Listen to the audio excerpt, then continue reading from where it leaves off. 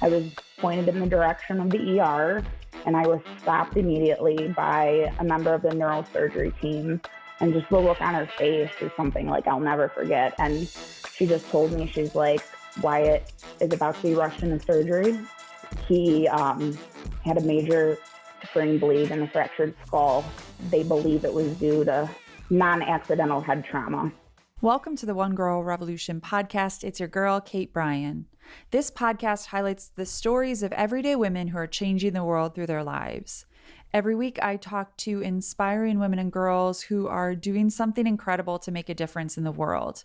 If you have a story for us, a comment, a topic you'd like us to cover, or anything else, let us know. We want to continue to evolve and grow, and we want you to be a part of that. You can find us on social media, Facebook, Twitter, and Instagram at One Girl Revo. That's the number one girl REVO. We're on YouTube at One Girl Revolution. That's the number one girl revolution. Or you can find our podcast, videos, social media links, and everything else on our website at onegirlrevolution.com. That's the number one girlrevolution.com. Before we get into our episode today, I want to talk to you about hope. 2020 was a doozy, and 2021 has had its own set of challenges for all of us. I live in Detroit, as many of you know, and this city has truly been the inspiration for One Girl Revolution and for so many things with regards to this podcast and this platform. And I think the same inspiration is relevant for all of us in the world today. Before I started this podcast and this platform, I moved back to Detroit after being away for almost 10 years, and I started reading this book by Charlie LaDuff about the city of Detroit, his experiences here, and all kinds of stories about the city. As I was reading his book, I stumbled upon a part where he talked about Detroit's flag. And at that moment in the book, it was this suddenly moment, this epiphany.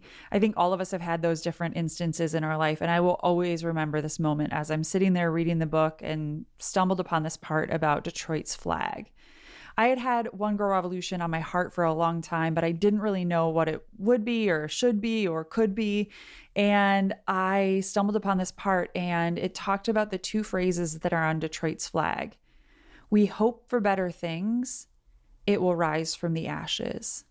Those two phrases are the embodiment of what One Girl Revolution is, but I think that they're also the embodiment of what we are, who we are. We are resilient, we are powerful, we are courageous, all of those things. So I just want to leave you with that today before we get into the episode. We hope for better things.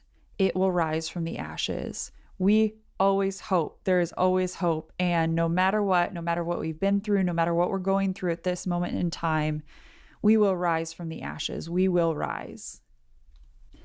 One woman that has risen from the ashes and will inspire you and give you so many reasons to hope is Erica Hammel. Erica is a mama, and she's the creator and champion of Wyatt's Law. Erica's son, Wyatt, is a survivor of shaken baby syndrome. Her story is crazy. I remember the first time that I connected with her about 2 years ago. We have a short video on One Girl Revolution's YouTube page featuring Erica, and I remember hearing the story for the first time, and my mind was blown. Erica's son, Wyatt, obviously is a survivor, but Erica herself has dedicated her life to raising awareness about child abuse and working to pass Wyatt's Law in Michigan and in other states across the country. Wyatt's Law would create a registry of convicted child abusers, and this registry would be available to the public, just like the sex offender registry is. Child abuse is reported every 10 seconds, and 5 children die a day from abuse in our nation. It's about time we did something, and this One Girl Revolution, Erica Hammel, is leading the charge with Wyatt's Law. I'm so honored to call her my friend and to have her on this podcast to share her story and the incredible work that she's doing. So without further ado, here's Erica. Erica, welcome to the One Girl Revolution podcast. Thank you for having me. I'm so excited to be here, Kate. I'm so excited to have you on. We met a couple of years ago, and it was through my cousin Dawn, who's a neighbor of your dad, who told me the story. I know that a lot of people in Michigan know your story and know all about Wyatt and Wyatt's Law. But I got connected with you. I think I reached out to you via Facebook. I just cold you and was like, hey, I've been reading about your story. I want to come and interview you. And I'm so grateful to you for believing in this project and for being a part of it, because we actually released a short video of you on YouTube. So thank you for being a part of this One Girl Revolution from the beginning.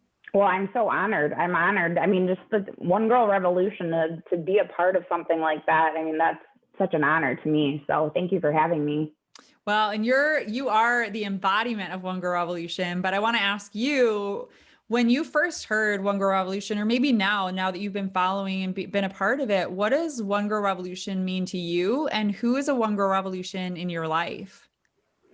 Well, when you first told me about this, I was all over the idea. I think that, women's stories need to be told because they're not told enough. And I think this is just the perfect platform to do so. I mean, I love the name One Girl Revolution. I mean, it doesn't get more, badass than that.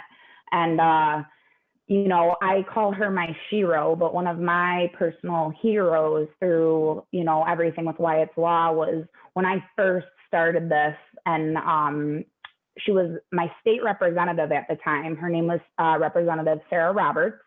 And she honestly, when I came to her and wrote to her about Wyatt's story and met her in person, she believed in me and believed in this cause. And she said, okay, we'll do it. We'll write these bills. And these bills didn't exist anywhere in the United States. So it's become, it's a controversial thing. And I hate saying that because it shouldn't be, but it is. But it just, like I said, and she taught me everything I knew. She just told me, Erica, I'm here to guide you. I'm here to do the paperwork, but you have to do the work yourself. You have to go up to Lansing, knock on doors, talk to people. And she just really inspired me. She made me believe I could do this. And I don't know if I could have done this without her guidance. So Sarah Roberts, I love you.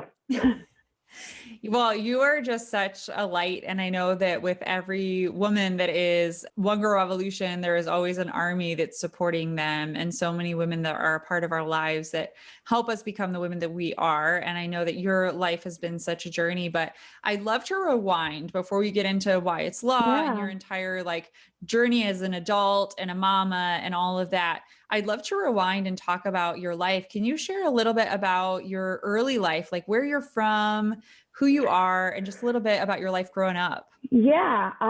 So I was born in Grosse Pointe. I grew up in Grosse Pointe Woods, Michigan. I had a great childhood. I had, great parents, took us places. I was very, very, very close with my mom.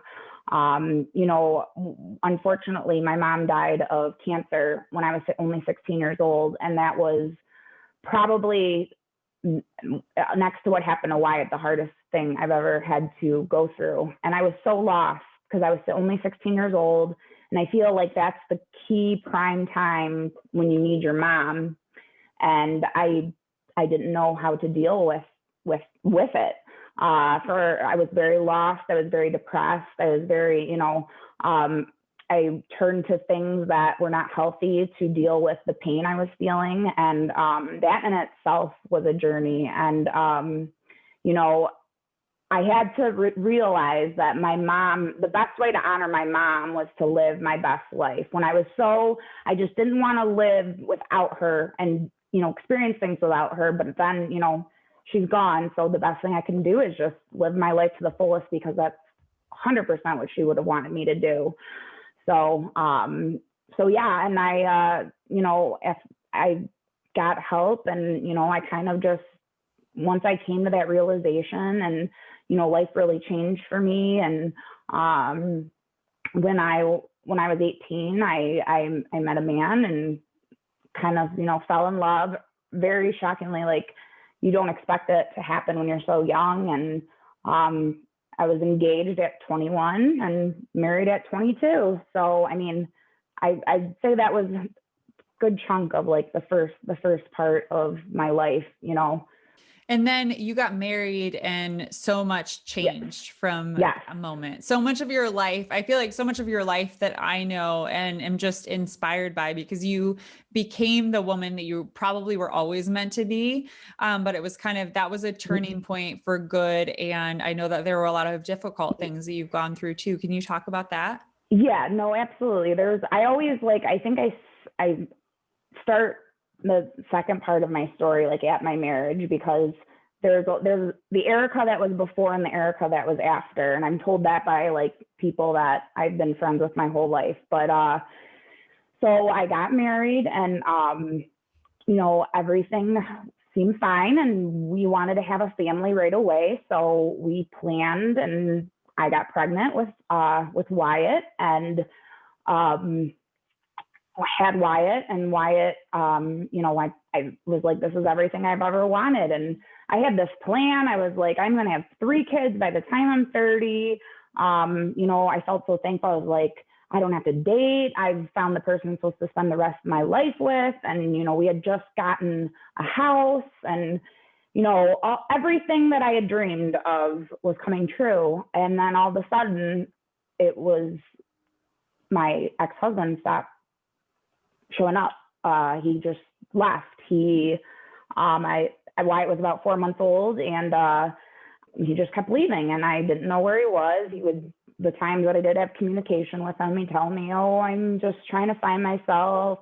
Fatherhood has me questioning things. And I remember asking him right away, I think any woman would ask this to their spouse who just leaves, are you having an affair? And he's like, how dare you? How dare you even accuse me of that? My stance on that. And, for several months, it was really hard because 1, I didn't know what was going on with my marriage. That was in limbo. And 2, I'm raising this baby on my own, like all by myself, which I was not planning on. So it was a lot. But Wyatt, I think, really got me through those few months because, it's absolutely devastating when your relationship is crumbling before your eyes. And but it's like a motherly instinct. I'm like, all right, well, I just have to push that aside for right now, and Wyatt needs me. So unfortunately, I found out that he was indeed having an affair with a woman named Rachel Edwards. And as soon as I found out about the affair, I filed for divorce because I just, I don't put up with that. And there was he was already very with her, and it was very clear our marriage was done. So here I am just like spinning because my life flipped upside down. And then now my husband, or ex-husband at the time, soon to be ex-husband, all of a sudden wanted to be back in Wyatt's life all the time. And I was so angry because I said, how can I did everything right in life. I got married in my church, got married, had a baby after I got, everything I was supposed to do in life according to plan. And why is this happening to me? Mm-hmm. And I was terrified to the idea of raising my son only 50% of the time was really, really scary for me. But things got even scarier when I started to hear rumors about who he was dating.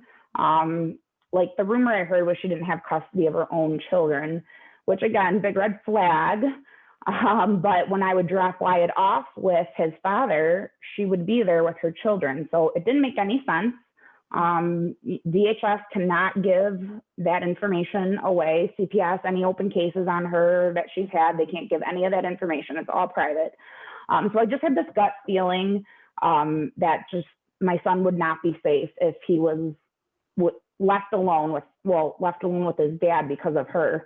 So I asked the courts to prevent overnight visits because I said, at least then my ex still will get his visitation, but overnight visits, I can determine who's going to be with him when I'm at work and all that. Well, he wasn't having that.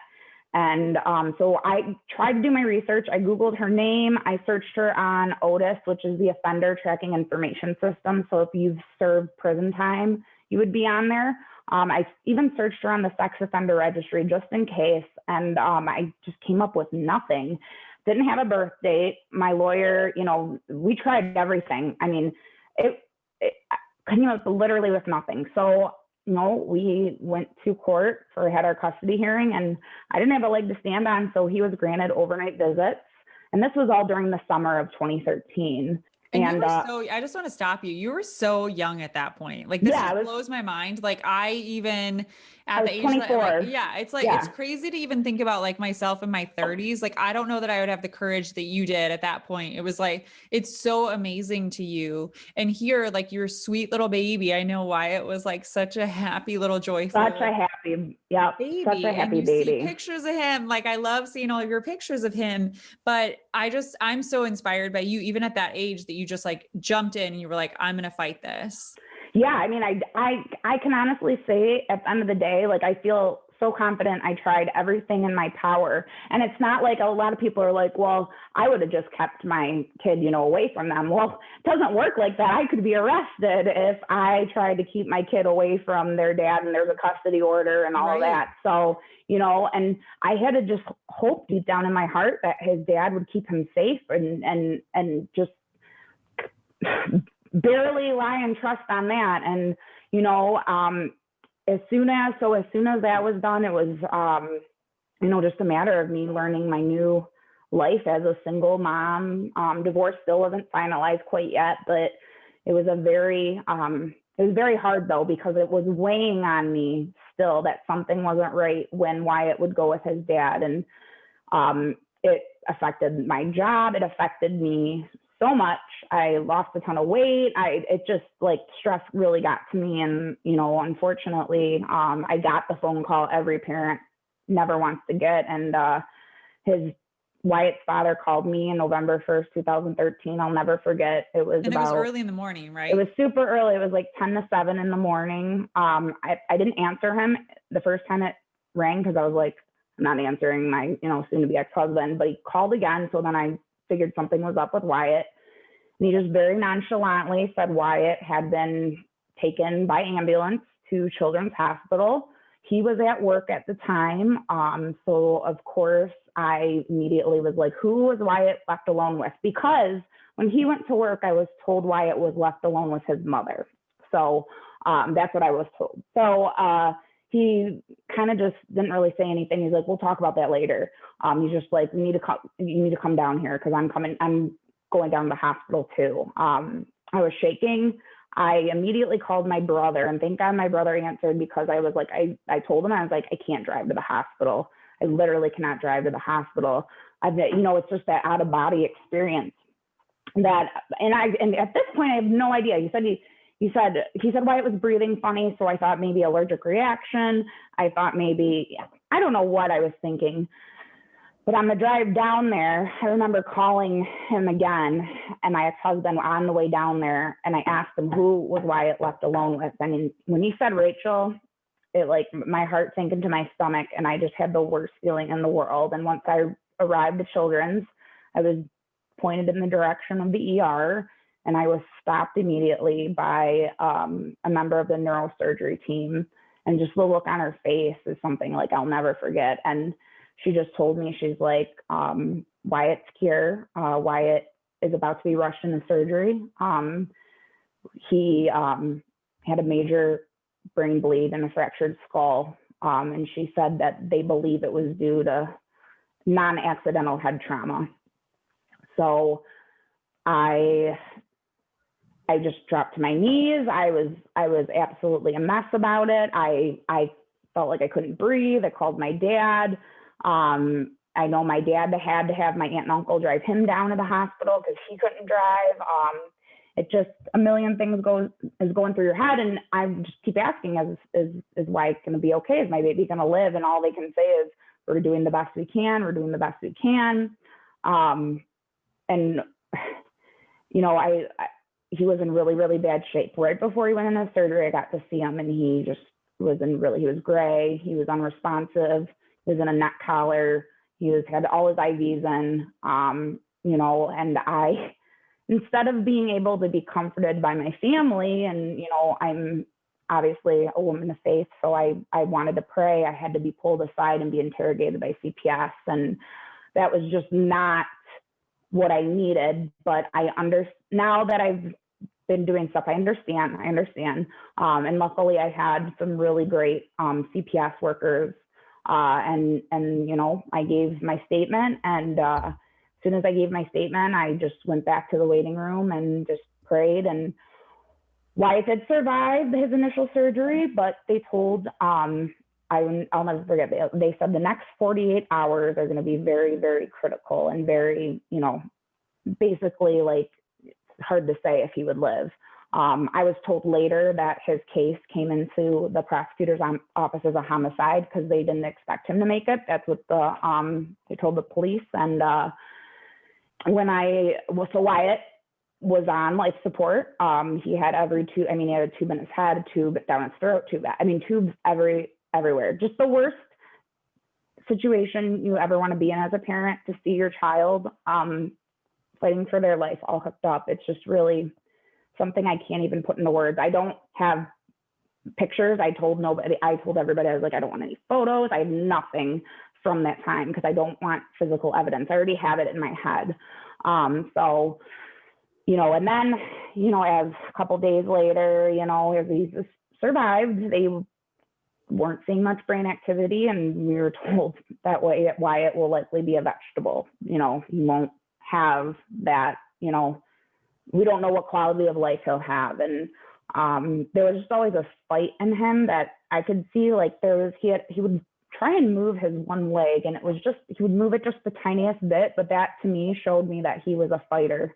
And after, they also do a full body scan after a child comes in with a case of abuse, and they found he had broken ribs. Also, he had torn gums, and he had bleeding behind his eyes. His retina detached. So when they put it all together, fractured skull, hematoma, bilateral retinal hemorrhages, broken ribs, they came together with shaken baby syndrome. So that's kind of they actually have a doctor, I can't even imagine doing this for a living, that's what she does. She's an abuse doctor. She pieces the puzzle together. So that was horrifying in itself. And, you know, but I couldn't focus on anything else but Wyatt. Like, I did all the legal criminal stuff that was in the back of my mind for right in this moment. You know, I had to be with Wyatt, and, you know, he had a vision test, or a test that, you know, showed if anything was connecting to his brain from his vision, and it was not. And that was another devastating blow because, you know, just getting these test results back were just so hard. And but there was one doctor, she's also one of my sheroes, Dr. Harmony Searins, and she was at that time the chief of physical medicine and rehabilitation at Children's, because Wyatt was going to move into the rehab unit of Children's Hospital after he was in the ICU. And she told me, you know what, Erica, I know these. She called me on the phone. I was sitting in the hospital chapel, and she called me on the phone at night, and she just said, you know, I have seen kids, you know, come out of so many different things, and kids are so resilient, so much more resilient than adults are. And she's like, don't lose hope.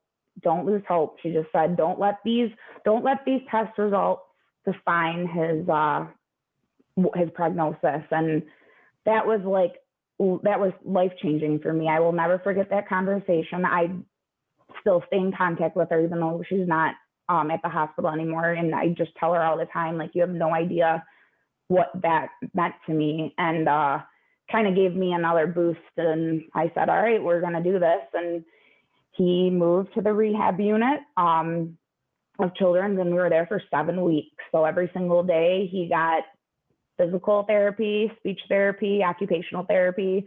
Actually, he got it twice a day, every day.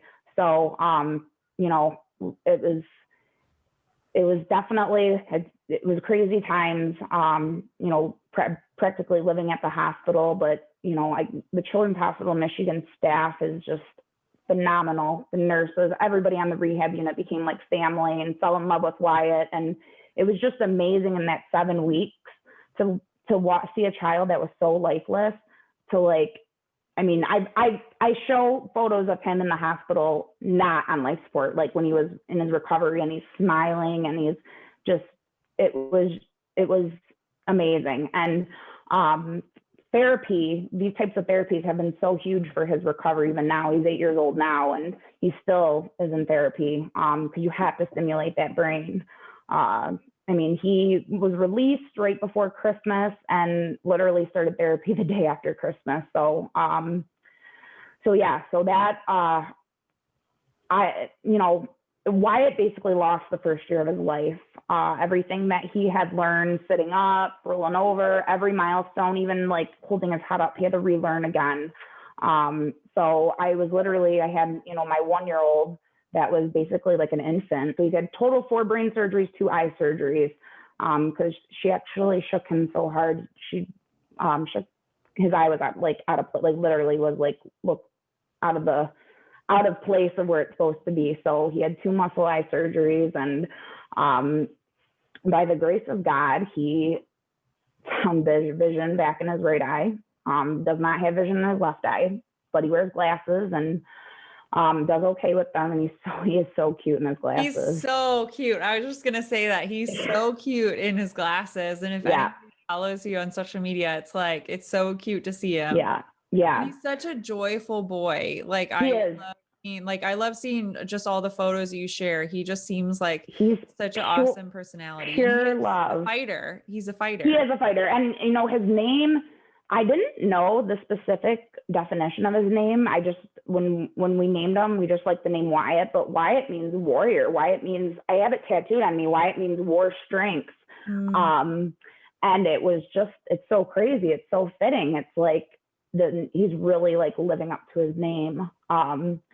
But anyways, like back to, the criminal side of stuff. Once everything happened, and the police get called, CPS gets called, police were told me that Rachel Edwards had a criminal history of 3rd-degree child abuse and 4th-degree child abuse.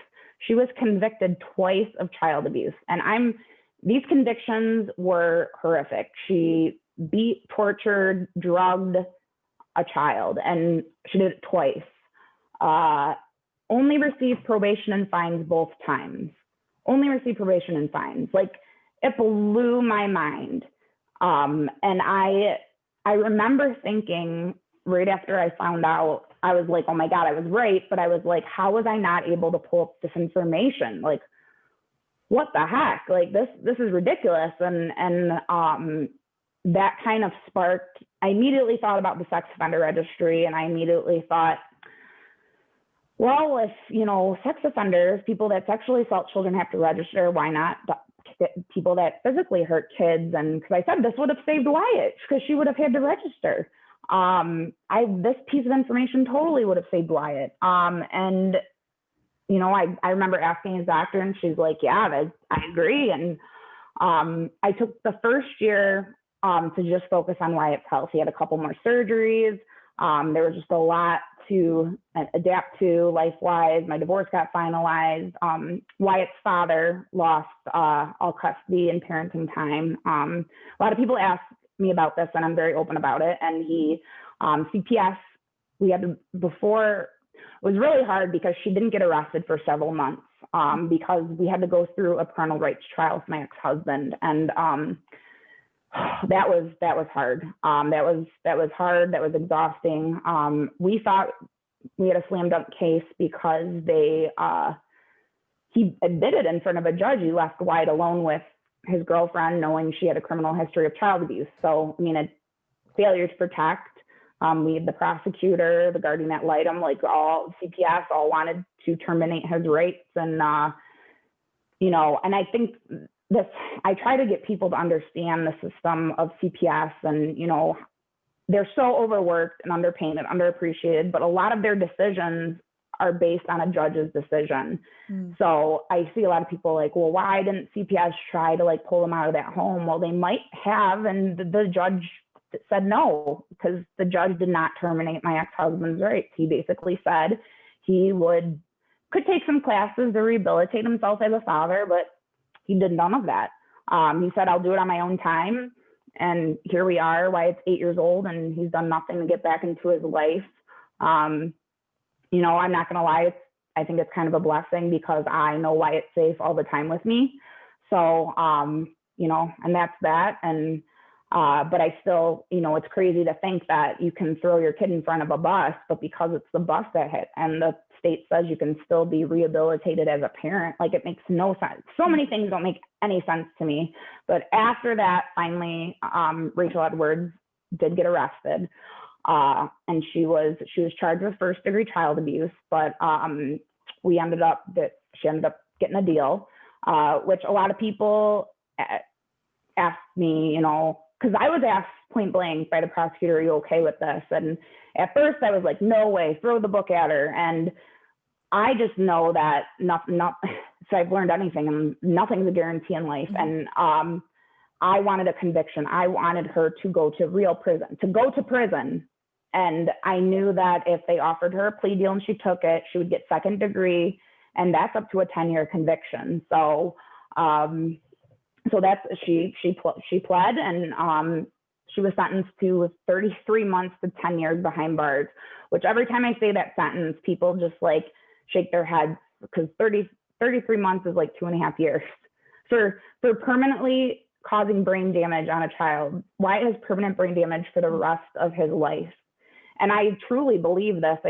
She gave Wyatt a life sentence. Why doesn't she get a life sentence? But it doesn't work like that. The system doesn't work like that. Even in first degree child abuse, people get off for murdering kids. The thing I was seeing is obviously our laws are not written to protect children.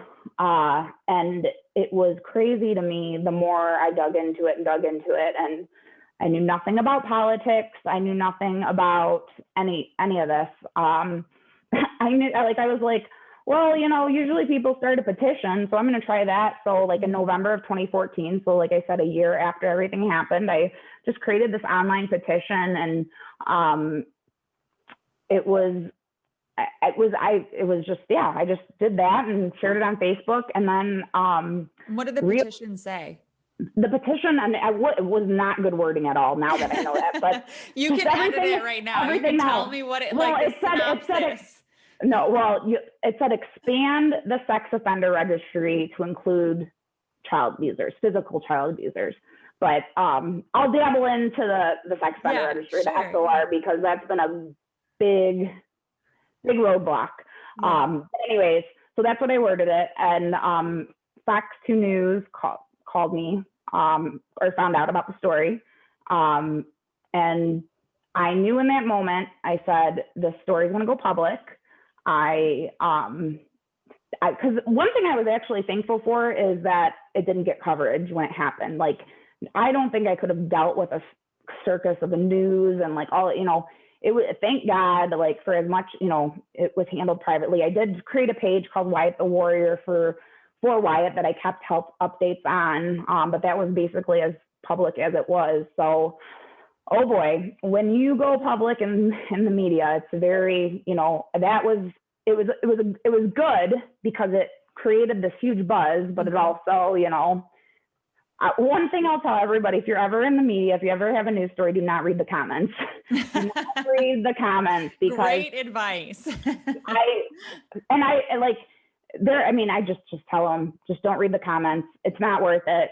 And I remember, like, and again, I'm just starting this, but they really got to me. Those comments really got to me. Some of the things that people were saying, they don't know the whole story. They think, you know, it's ridiculous, whatever.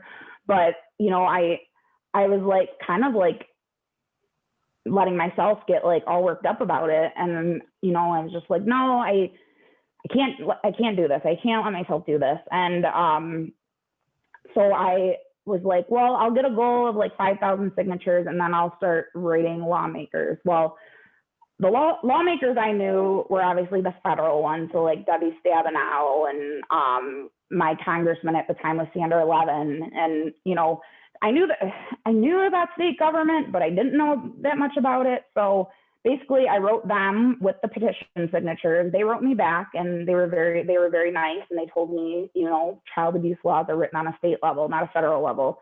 So you got to go through state government. And I I'm embarrassed to say now, but so many people were in the same boat. I had no idea who my state representative was. I had no idea who my state senator was. Like, no idea. I think that's a lot of people, most people. So many people. I have to, and like,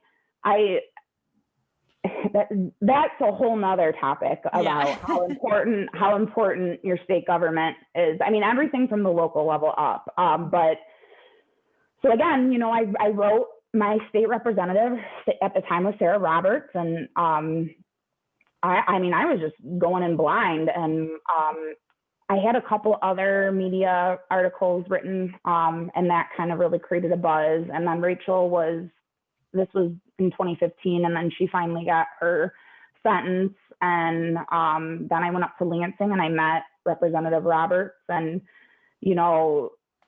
I can just remember her being like, and even her staff, like, this didn't exist anywhere. This to write brand new legislation, and I just expected it to like happen magically, waving hands. I feel like it's just something that everybody can come behind. So it's like, why doesn't this exist? Like, I remember and my head kind of exploded because I was like, why isn't this already law? Like, why are children not being protected? Well, right. And getting something in a bill form, written in a bill, is huge, absolutely huge. And kind of the stars aligned because there was another state representative named Derek Miller who actually prosecuted Rachel Edwards on her second charge. So it was Sarah and Derek who, like I said, they totally like heard my story. They heard me. I mean, they took what I came up to say, they heard me, and they made what I envisioned happen. And that was to create these bills called Wyatt's Law. And in October of 2015, we were the first state in the United States to introduce legislation that would create a child abuse registry. And I was so proud. And we did a press conference. We did everything we could. Right off the bat, it was, again, I think now they're in bill form. I'm like, oh yeah, we're going to get this through, no problem. Oh man. And this is where Sarah told me, all right, we've gotten this part of the job done. Okay, now it's your time to work. And basically I kind of had to learn and kind of like learn Lansing and how to talk to politicians. Again, everybody's asking me, why isn't this passing? Like you say, it's no-brainer legislation. Well, there's so many, the sex offender registry had a lot of issues. A lot of those issues have been rectified. I don't think a lot of people realize that you can't be put on it for just urinating in public anymore. Two teens having consensual sex can't be put on it anymore. Like, there's been a lot of changes, and it's a lifetime registry, but Wyatt's Law was written specifically to address these concerns. And so we wrote that, first through third degree, you would be on it for 10 years because it's a felony, first through third degree child abuse, and fourth degree, which is a misdemeanor. And I just want to remind everybody again, fourth degree child abuse, misdemeanor. She drugged a child and got fourth degree, drugged a child with antipsychotic and only got fourth degree. So then you'd be put on for 5 years. So we try to, really work with everybody's concerns on that. But actually the mom of the other child that Rachel was convicted of abusing, Christine Cadlitz, I met her, I didn't know her at all before this. And she came to the court hearings and we met. And, obviously we're bonded by our children share the same abuser. And after I started doing this, she kind of just asked me, she's like, can I help you? And hearing her story and hearing what happened to her son is so horrific, and how the law, the courts failed her. And we do combine forces, and that's been a huge thing. Like, I really, me and her have really created like a movement out of this, and people knew who we were and what we were doing. And I think that's really going to help us in these next 2 years to get this done. My goodness, It's been such a long time, and you don't mess with mamas. Like, that's the thing. No, It's like you don't mess with mama bears. Somebody no, hurts their baby or even touches their yes, baby. And that's the thing, is like there are so many different topics we could talk about, and how women are truly changing the world through their lives. And I know what you've been through is just horrific, and what Wyatt has been through, but I know that it's elevated this whole army. It's given other women and other men too, it's given yeah. mamas and dads the courage to stand up for their children. But for people that are listening, can you talk about like what exactly, just like at the crux of it, talk about what Wyatt's law is? And also, I know that this is at the Michigan level, but you have your sights set on other states as well. Yeah. I know that it's opened up this whole network. Yeah. So, I mean, Wyatt's Law, it essentially would be a child abuser registry. Those convicted of physically abusing a child, first through fourth degree. And let me just tell you, it is really, really, really hard to get charged with child abuse, let alone convicted. I can remember my prosecutor telling me, like, she's got all these warrants that police departments want issued, but she can't issue them because there's not enough evidence to go to court. A lot of times with child abuse, there's multiple people involved, the timelines, like if you have any doubt, if there's any doubt in your case, you're not going to win. So I just want, I always tell that to people that are going to be on this. I mean, it's very cut and clear. They've been convicted of child abuse.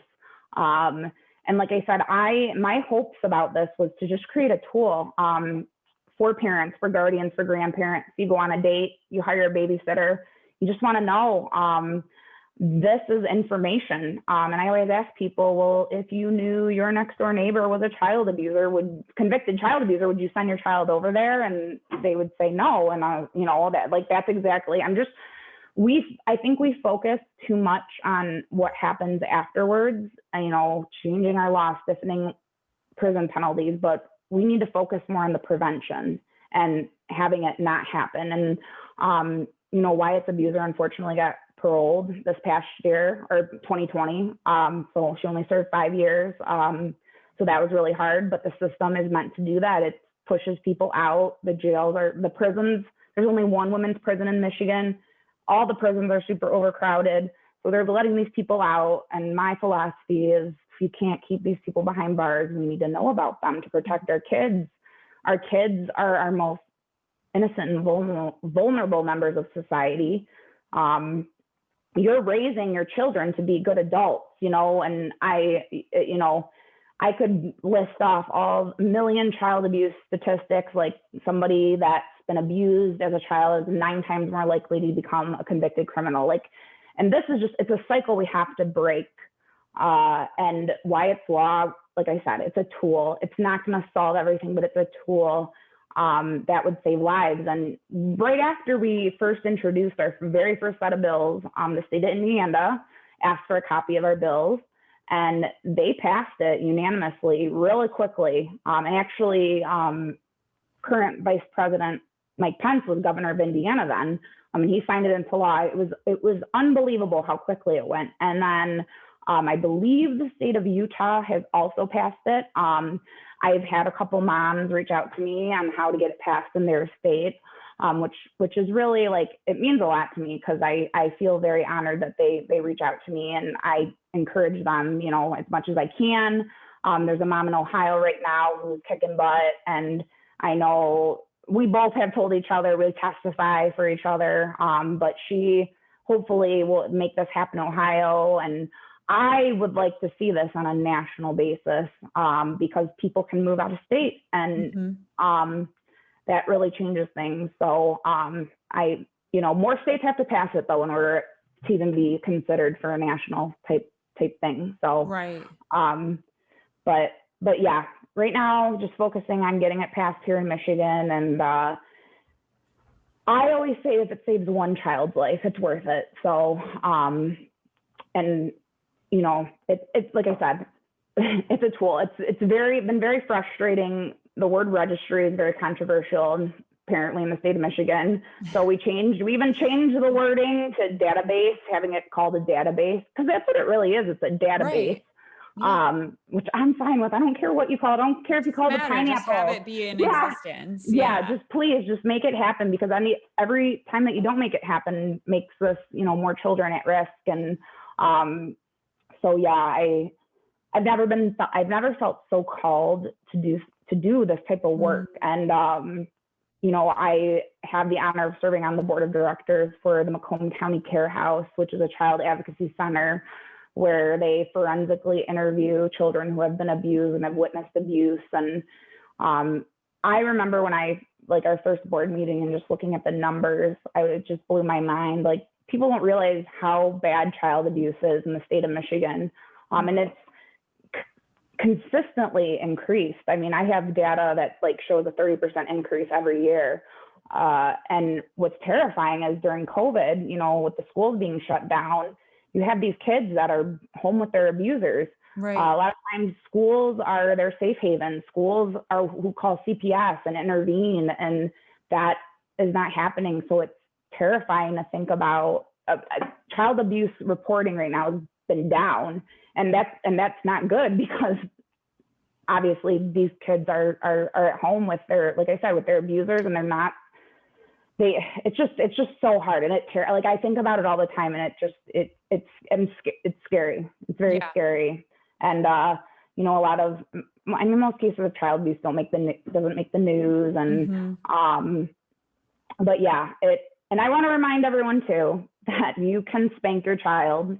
The state of Michigan protects you to spank your child. I get that question all the time.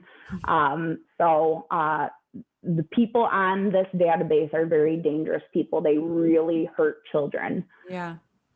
I want to encourage everybody who's listening to know what's going on in your state, because I think that, and we have people that listen internationally. So I would also encourage anybody who's listening, know what the laws are. And if there's any way that you can advocate for a registry or a database like this, we need to be fighting and speaking up in any way that we possibly can. It's funny you said internationally, because I get messages from people all over the world. And I had one woman in Africa message me. And she asked me, how does child abuse happen in the United States? Like, you guys are supposed to be this great country. How does it happen? And not only how does it happen, but how do these people get out of prison, or just get a slap on the wrist with probation and fines? Because in their country, you hurt a child, you're beheaded, and it blew my mind. Like, I thought about that for a minute. I was like, that is so crazy. And criminals have more rights in this country than their victims, especially when it comes to child abuse and sexual abuse. They just do. Way, way more rights than their victims, which is really sad.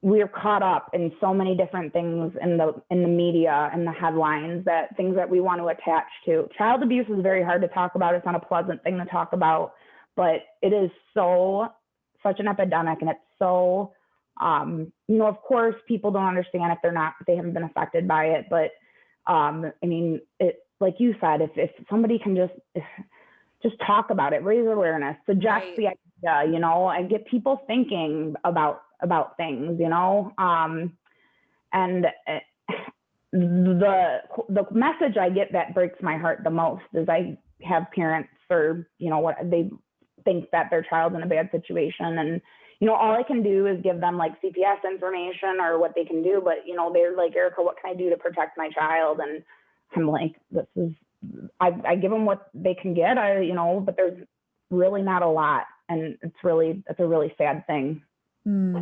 There is so much that we could talk about here, but I want to ask you something positive, something happy. Tell me about you and Wyatt now. Tell me how Wyatt's doing. Tell me how you guys are doing. Yeah, Wyatt is doing amazing. Despite his brain damage, on the outside, he looks like a normal boy. He's pure happiness and joy. He's very innocent-minded. His brain sees the world through rose-colored glasses. He doesn't understand this COVID stuff at all. He just thinks things are broken, and he's so innocent. It's a beautiful thing. And like I said, I mean, the fact that he runs, the fact that he started talking now, the fact that he eats because he couldn't eat solid food for a long time, like it's so amazing. And he loves life and loves people. I mean, I feel so honored to be his mom, like truly, truly, truly so honored to be his mother. And anybody that's met Wyatt knows how amazing he is, and how he can just make your day. When you've had a bad day, he can just, that smile of his is like so infectious. And I always say that, I always tell him, and he doesn't, process it, but I say, your smile's changing the world, Wyatt. And it truly is. And, it's been a long road, and Wyatt still has therapy. Wyatt, we're going to be going for another overnight hospitalization for his 24-hour EEG. So he's at a specialist all the time. But I mean, I try to give him the most normal life as possible. And yeah, one day at a time. A lot of people ask me, well, what's Wyatt's prognosis for the future? And I mean, scientifically, there's some answers, but I don't go by those. So, because he doesn't go by those either. No. About what doctors were saying the first couple of days, and even probably the first couple of months, what you shared, and they never thought that he would be where he is today. Oh yeah, it's absolutely. I mean, anytime we go for a checkup with one of his specialists, it's just like unbelievable, and his recovery. But it's still, like I said, he'll one of the hardest things in this journey was for me to, I gave birth to an innocent, beautiful, perfect child, and someone took that away from him, and basically took away his future, and what he could have been. And I hate thinking about that. I have to tell myself to stop doing that. Stop thinking about what Wyatt would have been before his abuse, or if the abuse never happened. Like I have to really, it's almost like grieving like a death. Like you have to grieve what your child was and who they are now. And but I'm very blessed and thankful that he's alive. And like I said, he's just such a joy. So yeah. Well, and you're changing the world, and so is he. I think that sometimes things that we go through, and it's not to sugarcoat things that should never have happened, right? Yeah. Because it never should have happened. But I always think that it's so important for us to look at things that are going on in our lives, and even the most difficult things. Sometimes we have to experience things so that we can advocate for other people. And I think what you are and what you have become, I mean, even hearing about your journey in your 20s and the fights you were getting, how you were fighting for Wyatt and fighting for your family and fighting for your own life and Wyatt's life. It's opened up so many opportunities for you to advocate for other people.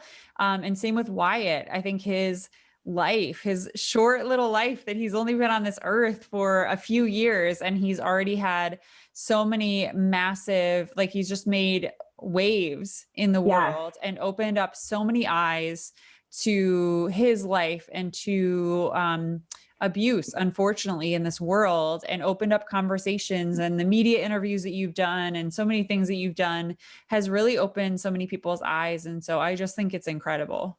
Thank you. Yeah, I have tattooed on my inner arm, "Grow through what you go through," and that's been definitely something. I think that everything I went through in my time right after my mom died, it kind of prepped me for this. I don't know why, and maybe it's just because I had to grow up kind of fast, and I just, I learned good coping skills or stuff like that. But it just, it was really. Going through all that, I don't know. The strength I gained from that, I guess, helped me through this. Erica, I just want to affirm you too. You never know what one person, like I always think about, sometimes it just takes one, like the power of one. Yeah. And you never know, even if, and this is so important, this is why I want to say it to anybody who's listening. We all have these journeys or parts of our journey where we're like fighting for something and it doesn't go the way that we want it to, but even elevating that conversation or making someone aware, because a lot of times, like with child abuse, for instance, like if you don't have children, you might not even think about it. Or if you don't have like cousins or other children that are that you're close to, which is Right. a lot of people in this world, they would have no idea that what you experienced is a real thing and that it happens all the time. Yeah. And so I think even like the conversation that you're elevating through your work and advocacy could open up other people's eyes. And that is just as important, if not more so, than passing a law. Absolutely. I think, like I told you earlier, before we started, I anytime I get the opportunity to share Wyatt's story, I grab at it, because it's, like you said, it just takes that one person to be educated. Or, you know, I always get, I didn't know that. Oh my gosh, I had no idea, you know, and like that, every time I hear that, I'm doing my job. I'm educating. I'm being an advocate for children, because they rely on us, and we want good people, you know, in this world. And because there's not a lot, you know, there's a lot of hate and a lot of, you know, bad things happening. And, you know, if we focus on raising children that don't have to recover from a childhood, that's huge. And, you know, I had such a wonderful childhood, and, you know, I felt so robbed that I only had my mom for 16 years, but I had the best mom in the world. And I'd take that any day over, you know, coming from an abusive home or something. I was very blessed. And she definitely, people, you know, say I'm such a great mom, but it's literally because I had the best mom on the planet, like the best. So yeah. Shout out to all the amazing moms out there. Yeah. It's like none of us would have turned out how we are if it weren't for our amazing moms. I know. It is. It's so true. Erica, I want to ask you, so where do you go from here? Like, where does Wyatt's Law? I know you kind of talked about that a little bit, but for people that are listening, where does Wyatt's Law go from here? And where do you and Wyatt go from here? What's on your Rolodex? Well, right now, like I said, the Michigan legislature just returned back. So the bills have to be reintroduced. So if the bills are reintroduced, I give you the bill numbers. I tell you to write your local legislators, which I still think is very important to do. You could still just bring up Wyatt's Law and, you know, whatever, you know, you want to say in support of it. But yeah, I mean, that's just what we're waiting for, bill introduction. And in the meantime, I'm hoping, we got a new prosecutor in Macomb County, who is also in the legislature. And I was kind of flabbergasted when I found out there was a animal abuse task force in Macomb County, but there wasn't a child abuse task force in Macomb County. So that is actually something that we're going to create. So so literally in the midst of doing that with Prosecutor Lucido, and hopefully we can get this task force up. I have a lot of ideas for it, a lot of things that I think that need to be addressed. And you know, I always say my advocacy goes beyond Wyatt's Law, even when it's passed. And I just think, you know, education and talking about it and just learning about what's going on, and, you know, things that aren't, you know, super popular to talk about or aren't out there, you know, in the major headlines, but it's so important. So yeah. And, you know, so that I hope to write a book someday. I mean, there's so many things that I envision doing, maybe even starting a nonprofit. I don't know. But right now it's still, you know, taking care of Wyatt, because he still requires a lot of care, and, you know, and trying to make this law happen. So, yeah. Well, you and Wyatt are such lights in this world, and I love following you, and I'm going to make sure that I tag all of your pages so people can follow everything that you're doing. And I'll be sure to share anytime that anything's going on with regards to Wyatt's Law. I'll get people involved, anything that people can do to share. With One Girl Revolution, we stay out of politics, but this is such an important issue. And I feel like this is an issue that all of us can come together on. And so it doesn't matter what side of the political aisle you're on, or who you voted for, or whatever. Absolutely. Like you said, anyone who is an elected representative, they have a responsibility to all of their people. And so we, as the citizens, have a responsibility to speak up on these issues and write representatives, go on Twitter and tweet at them. I've done that times where there's something I'll tell you, they want to hear from you. They do want to hear from you. And if you're writing them or trying to contact them and they're not responding, then they should not be in office. Right. So, and that's a whole nother thing. And that's why important to vote and stuff like that. But like, I tell you, they want to hear from you. They are swayed by what the people that they represent want and say, because, they want to be reelected. And I mean, it's just, again, I can't stress enough how important it is to keep in mind that, these people work for you. So, yeah. Erica, you are such a firebrand, and I love you so much. And I love your story. Like, I just love that you're just continuing to fight, and Wyatt is just such a fighter. And just encourage everybody to follow you guys, and I'll be promoting everything that you guys are doing. But before I let you go, I always end this podcast on one question. So I'd love to ask you, if you could leave women and girls around the world with one message, what would it be? Well, I think it's very easy to say for me. I mean, obviously, if you believe in something, you can do it. I was a nobody. I knew nothing what I was doing, but it just takes one phone call, one stroke of the mouse, but I also want to let women and girls know that it's okay to fail. And especially when you're doing big things, you probably will fail on the first try, maybe the second try, or maybe the third try.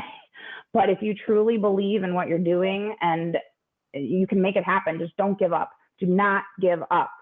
Do not let a no, destroy you. Surround yourself with people that support you.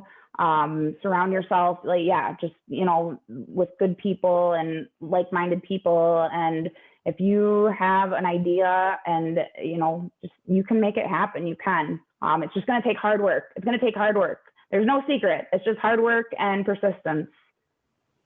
Erica, you are just the embodiment of that. And I just love you. And I'm so grateful to have you on the podcast. Thank you for joining. I love you too. Thank you so much, Kate. All you do. Thank you. Thank you, everybody, for listening. Please follow us on Facebook, Twitter, and Instagram at One Girl Revo. That's the number one girl REVO. And you can find more information on One Girl Revolution at onegirlrevolution.com. That's the number one girlrevolution.com.